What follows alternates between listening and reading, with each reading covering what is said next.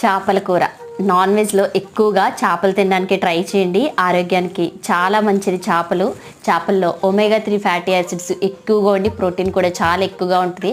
కాబట్టి వీలైనంత వరకు చేపలు తినడానికి ట్రై చేయండి. ఈరోజు అయితే మా ఇంట్లో చేపల కూర ఎలా ఉందో టేస్ట్ చేసి కూడా చెప్తాను. వేడి వేడి అన్నంలోకి కారం కారంగా ఉండే చేప ముక్క గ్రేవీ, ఎక్కువ గ్రేవీ కలుపుకొని చేప ముక్కను పెట్టుకొని